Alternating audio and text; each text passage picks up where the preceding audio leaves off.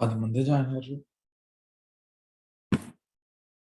10 మంది అంటే everyone. Can you hear me fine? Yes, we can hear you. Okay, awesome. Cool. So I think there are people joining in. Most people have already joined, I guess.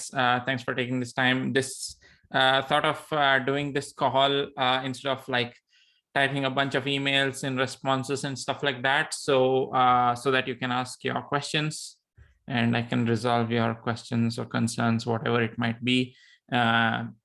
That'll make it easier for you to, you know, make a decision about purchasing the course or not, that is. So cool.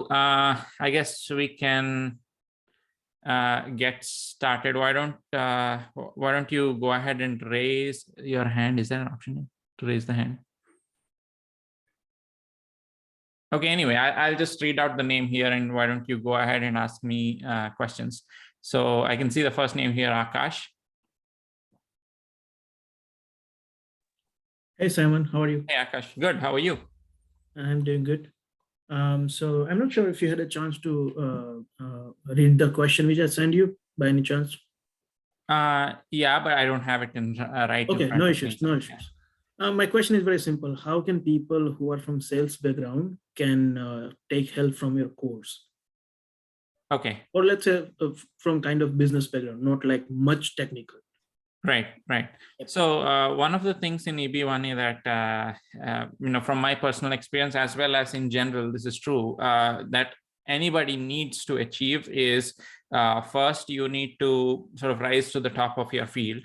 And then you need to get acclaim from others in your field. And then you need to sustain that acclaim over time, right? Like these are the three main things. At the end of the day, you're trying to prove these three main things as a part of your EB-1A application. And USCIS has set up like 10 criteria. You have to satisfy 3 of 10. All of those are ultimately for you to prove those 3 points, right? So now you're coming to your question, which is more of a sales side of things. The goal would be to you know, move you away from like basically a salesperson to basically a person that produces impact in a certain field, right? And what that field is, the course has material to like go deeper into based on what you work on, around what you work on and what's related to what you work on that you've worked on in the past. There are worksheets in the course that helps you go through all of this and then determine a very specific area that you would call your area. And then all the other material, be it the specific like strategic video content that is there in the course, or other worksheets that are there in the course, or all the other sort of infrastructure that is set up, right? Like in the course, like for example, the weekly coaching calls or the LinkedIn community engagements and things like that. All of those are built to help you do the right things at work and on your own to boost your profile in a way that you are a specialist in that field that you decide. So whether you are in the sales area, or whether you are in like a technical area or a non-technical area, maybe a business like maybe finance kind of area, that is not that does not play a super key role than proving that you legitimately like have done the right work, risen to the top of that very narrow field, and then you qualify.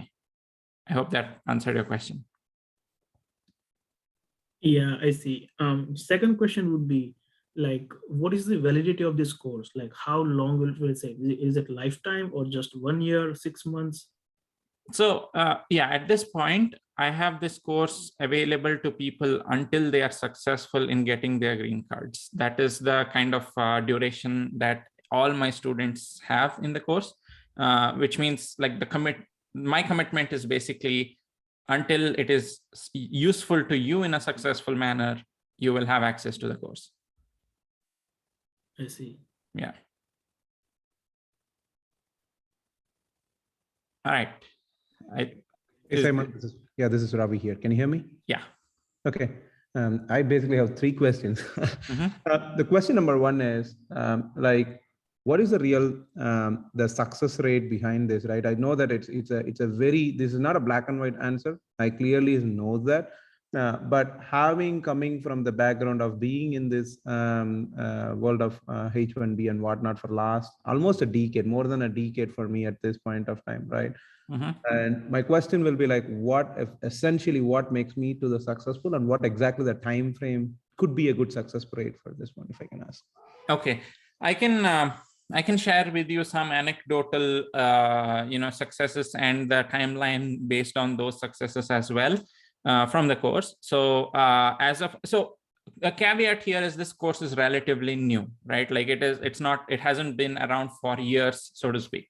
Yep. But like even that it is new, I have seen a couple of successes already on the EB1, and then I've seen like one success on the O1 side, which is people who have gone through the course, who actually built their profiles leveraging the course, and then applied and then got approved, right?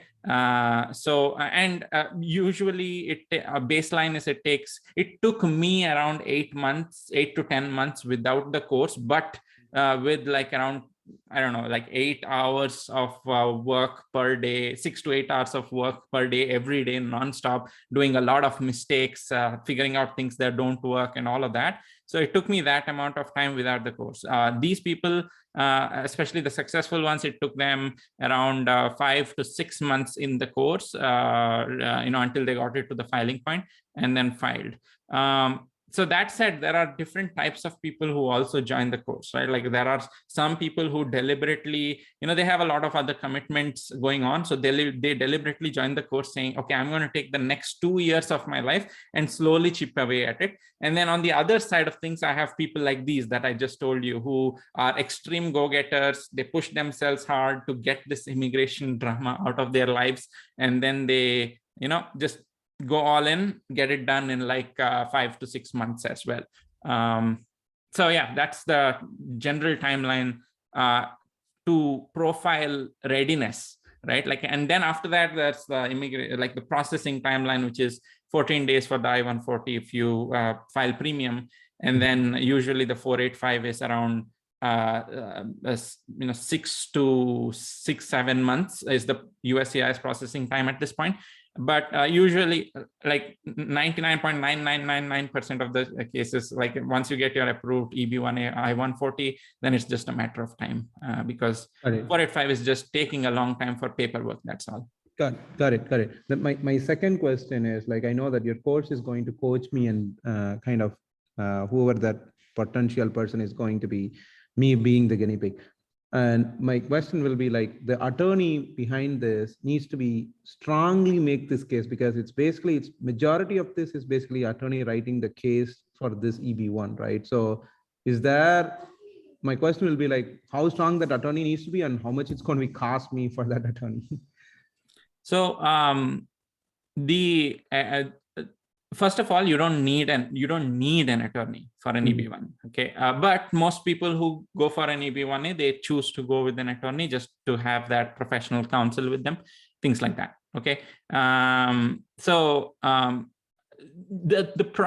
in general, I've seen that EB-1A, attorneys come in different shapes and forms, right? Like there are attorneys that specialize. Most EB-1A attorneys I've seen, they specialize in either sports or like Hollywood arts kind of thing. There are a very rare number of attorneys that actually are really specializing in tech-based or, basically business-based entrepreneurship or tech or business-based EB-1As. So I work closely with an attorney that specializes in tech-based EB-1A. Almost all the students that come through the course, I have been referring those students to that attorney, and I have this special working relationship. And that person is like really, he is one of the top in tech-based EB-1As with a super high approval rating and things like that. So I've been sending all these folks, and because I've been sending all these folks, he has also been able to give all the students of the course a relative discount compared to most other people out there. So the ballpark, now again, it depends on the case, but the ballpark number that this attorney has been charging my students is around 5,000 to 7,000 in attorney fees, whereas outside there are several cases of people reaching out to me saying that they have paid around 10 plus, maybe like 15,000 in EB-1 attorney fees. So and this is one of the best like vetted attorneys in the market that I work with. The second thing I wanted to point I wanted to make was, apart from the attorney fees, there's like filing fees and stuff like that. Those things cannot be controlled. It's basically government filing fees. You have to pay it anyway, and that amounts to around like $2,500 to $3,000. But you don't need to pay it like all at once. You pay it as you file the different applications. Got it. So basically, what we are talking about, the ballpark was between like worst case, like maximum can go to 15 to 20, right? That's like absolute worst case. Yeah, right? Like yeah, I would say it'll stay like within 15. Got it.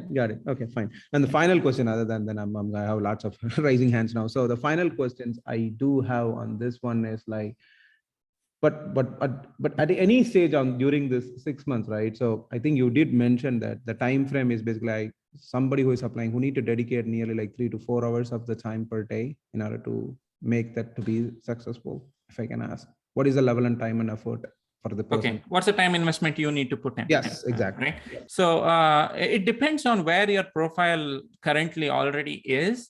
Assuming that you have absolutely nothing, I would say, this is just my assumption.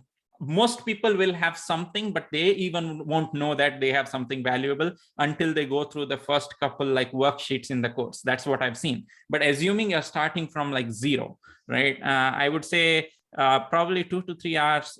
I would say around ballpark 5 hours a week, 5 to 6 hours a week is what generally people put in.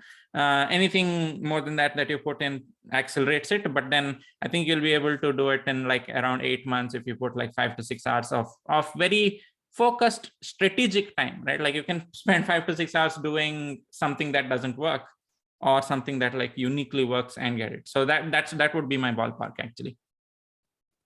Okay, thank you. That's pretty much what my questions are. Thank you. All right, cool, thanks. So, okay, Amog. Can you hear me? Yeah. Yeah, I think you partially answered my question, but maybe, sorry if I'm being redundant here.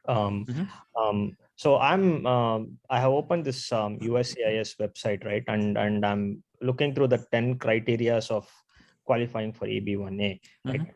The first 3 points is kind of throwing me away. I absolutely have like zero profile right now, right? I'm in the tech industry and I don't have citations, or I don't have, I have not reviewed others' work, right? Or nor I have, some sort of an award or not, right? Like I went through your, the agenda of your course, right? I couldn't deduce if, this course was for me, right? Like, will this course help me build that profile, right? So can you, within, can you kind of shed some light on that? That will, help me make an informed decision. Yeah, I think the question is fairly broad. Yeah. So I'll try to address it like super quickly, right? Like, and it's fairly broad because I don't know your profile completely for me to like give you a very strategic advice here or a direction here. But like I said, like I think I want to point back to the 3 pillars that anyone needs to achieve for an EB-1A, right? Like, which is get to the top of a field, get acclaim from your peers in the field, and then sustain that acclaim in the field, right? So the first, and all 3 has the word field in it. So you need to like determine the narrow field that you work in, that not a lot of people work in. I think that is the exercise that you need to pass through first, which the course helps you do. And then that will help you narrow down like exactly which area of like expertise you can target. And then if you're looking through all the criteria on USCIS website and you are going like, I don't meet any of this, the point of the course is like for people who don't meet any or most of it. If you are actually meeting that already, you probably don't need the course, right? Like, because you probably have a case. Of course, even after that, there's like elements to tie the case together and make a compelling argument that is total in nature, which the course still helps you do. But then let me give you a few examples, right? Like even if the criteria are not necessarily unique when you start working on them, right? Like, for example, there is a certain area that you work on that is not well sort of published about, could be something like that you create, some publications or some sort of work piece out there that points to it, and then that leads to there are certain ways you can make that gets some press attention, and therefore now you are satisfying 2 criteria, and then that you can actually do the right things to make a press attention sort of translate to people inviting you to judge other people's work, right? Like, and then you have 3 criteria. It's basically all of these are relatively interlinked, and the course does a really good job at helping you get through into one and then branching out to all of these different criteria to satisfy more and more out there. Yeah, I think that makes sense. Thanks for dissecting that. Yeah, cool, no problem. All right, Gaurav. Hey, Simon, I think we discussed earlier as well. I think a lot of people covered the questions I had, but maybe one question I can ask is like, suppose I take your course and I'm trying to spend whatever time you're recommending, and it's still kind of not getting there. So like you said, there's some support from you, right? So is it like on a group level support, or you will kind of work with individual and maybe see and then maybe help individual as well, or how that work out? So as a part of the ultimate plan, there are 2 plans, self-learner and ultimate. As a part of the ultimate plan, I do have like weekly coaching calls. It's mostly group coaching calls in a setup like this. And I've experimented with like one-on-one and group coaching calls. I've seen group coaching calls produce a much larger or leveraged outcome, mainly because a lot of you have said right now, right? Like that I have answered your questions in someone else's answers already. So I see people who, people not only benefit from the questions they ask, but also questions that they hear others ask that they never knew they should have asked, right? And that's the reason I usually do these things in like group coaching call formats. However, there is an option for students in the course to purchase, like if there are things that you really want to discuss one-on-one, there's like an option to purchase one-on-one time at a steep discount compared to most people out there in the form of like a general consultation, so to speak. So yeah, these are the kinds of support. And then outside of the group coaching calls, if you have any questions, like in between in the week or something like that, then there's always the LinkedIn private LinkedIn community that you have access to, that you can post your questions in, and then I jump in there, answer. A lot of times there will be other folks who also have maybe solved that issue on their own leveraging the course who also might come and bring feedback. Or if, let's say, you want to collaborate with some people, right? There are like 150 plus people now in the course. So if you want to collaborate with people on, hey, okay, I'm in this XYZ field, I'm planning to write a paper, then either you can collaborate with folks, a paper or whatever it is, right? Like some artifact that you want to create, you can collaborate with people in your field in the course, or in a different field in the course who you can work with to bring different ideas together. I already see people in let's say healthcare, like biotechnology, work with data scientists, and they bring their unique perspectives, and then they write a paper and that gets published, right? Like these kinds of things are very common that I see, and you can participate in something like that also. That's the value the LinkedIn community brings. Okay. Thank you, Simon. No problem. Cool. I have Kamal next. Hey, Simon, I think you have answered like most of the questions that I had in mind. But one quick thing that I also wanted to point out in terms of questions that I had is, will the college that I went to my master's degree will matter for like the EB-1A visa? So I did not go to like the fancy colleges. So will that would have any impact on the application? The simple answer to that is no. The EB-1A is about the work you do, the impact that has created, the impact that you can prove that it has created, and the acclaim that you have gotten in the field. It has barely anything to do with which college you went to, whether you went to a certain degree or not. The answer is simply no. From my personal experience, yeah.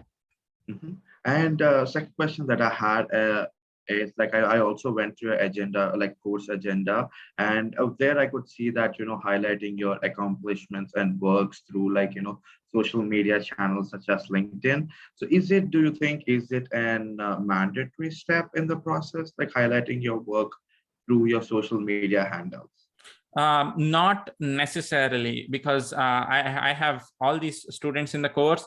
Less than 3-4% of the people actually talk anything at all on LinkedIn or social media. But then it's like it's not a direct benefit, it's a second order benefit. For example, if I'm posting a lot on social media like LinkedIn, will that directly help? Like, is there a criteria that says that you should have posted this much and gotten this much views? No, like you can't directly use it, right? But then there are like second order benefits that come through it, like some connections and stuff like that, that then you can use in a different way. All of these I go over in the course, by the way.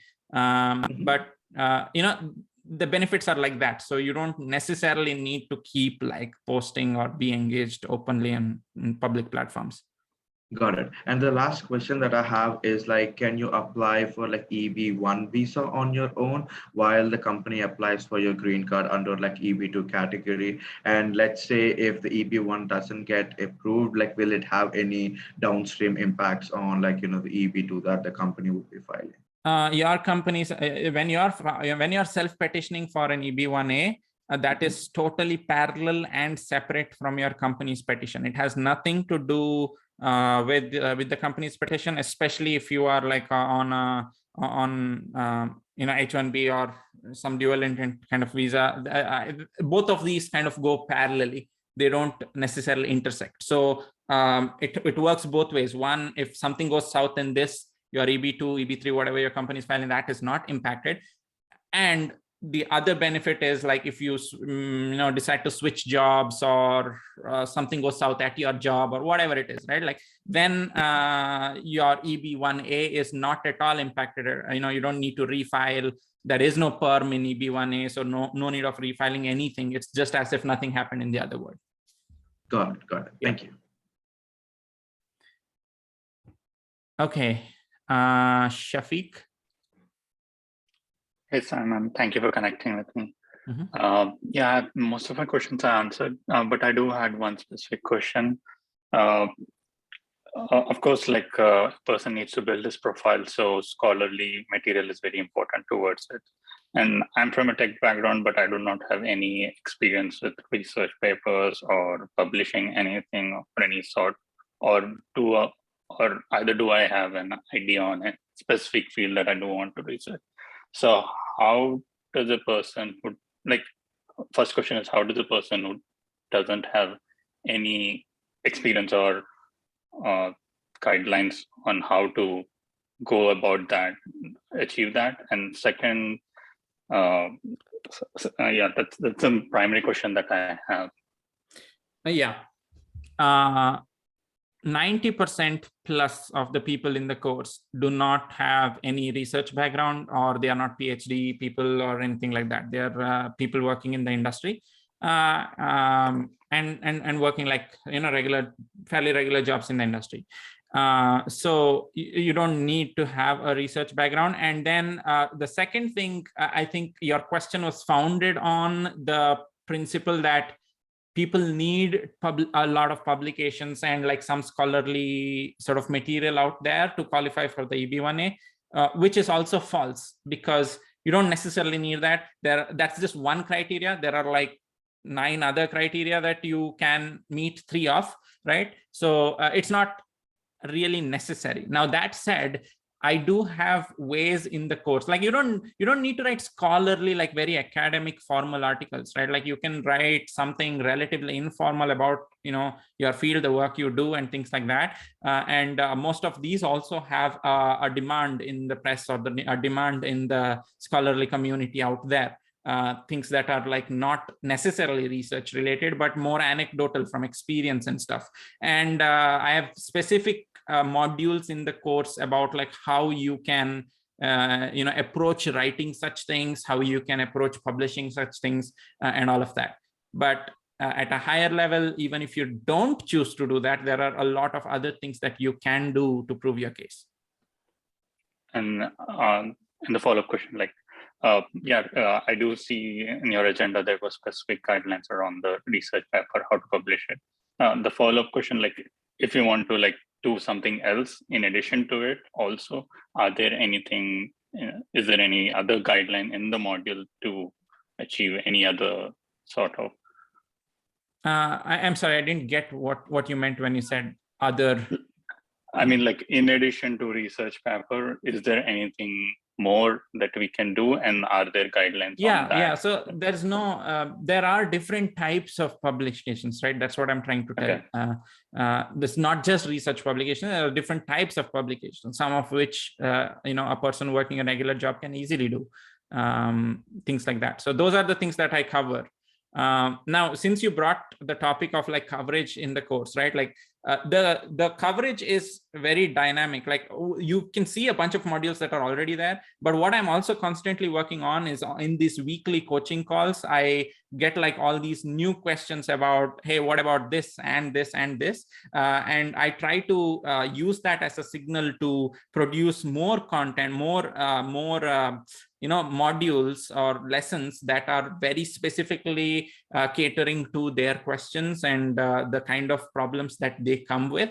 And I keep adding that to the course so that it's beneficial to everyone else, right? Like, so the course itself is learning and growing over time based on what questions the people ask as well, in addition to what you already see in the inclusions. And if you purchase now, you'll have like access to all of the future editions as well, obviously. All right. Okay. Yeah, that answers pretty much everything. Thank you very much. No problem. All right.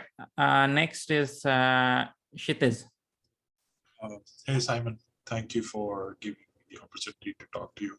So, specific question here. Can graduate students who are still in school benefit from your course, and should they invest in your course given how grad school expenses are and everything? So specifically, is the course just for working professionals, or students can start working on their profile so that they can benefit? So if you could talk about that.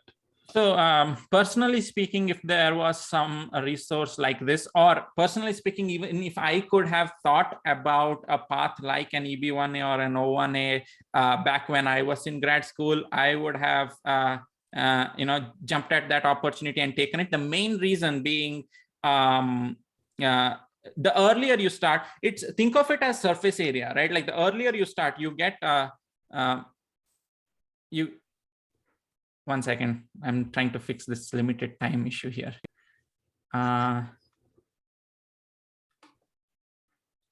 Anyway, so if this meeting actually ends because of lack of time, I hope I can like wrap it up in 10 minutes, but if it ends, I'll just email everyone with a new link that you can join. So watch out for that email if there are pending questions, just putting it out there. Anyway, so coming back to grad school, right? There's so much surface area that you have to either do research related stuff or like non-research related stuff in grad school that people like heavily underestimate it. So there are a lot of things that I teach in the course that are like directly applicable to the things that you go through in grad school, right? So in that way, I definitely, and starting early definitely helps you build your profile and then be prepared at multiple decision points. One decision point being, okay, you graduate, you get into like a workforce, or, you know, a workplace, and then your H-1B starts going south.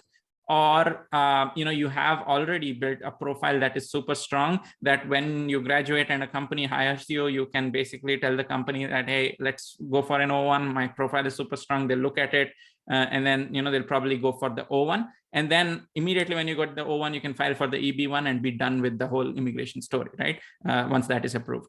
Or you can wait until the first H-1B. If the H-1B is denied or like doesn't get picked in the lottery and things like that, then you can try for the O1 or the EB-1. You have basically multiple decision points where you can make a decision about if you want to move with that profile or not, both in the short term and the long term, on the O and the EB. So I think it gives you, think of it like as an insurance, right? Like it gives you this, you build this profile that really helps you massively in taking different routes, which if you don't have, then you just have to rely on a luck-based lottery first, and then like decades of waiting anyway. So you sort of corner yourself into that position versus actually building a profile, being prepared for multiple options. Okay. Just one last question, and I understand that you've put in a lot of work into this course, but is there any way, like, is there a discount for students or something like that? I mean, or is there a way to pay in installments? I mean, so yeah, if you are actually an active student, and if you would like a slightly longer you know, payment window on the paid plan, also the payment plan right now, I think what I have listed there is like 6 months, but if you would like to, like, you know, extend that a little more, we can chat offline. Just reach out to me.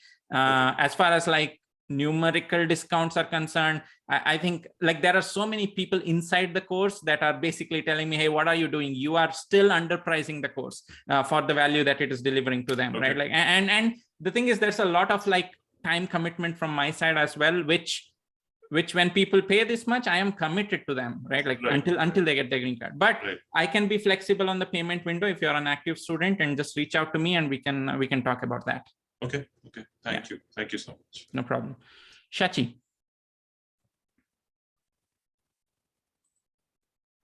Hey, can you hear me? Yep. Okay. I think I had most of my questions answered. I just had one question though. Like you mentioned that, you know, publications and research papers are sort of like one way to kind of go about doing that.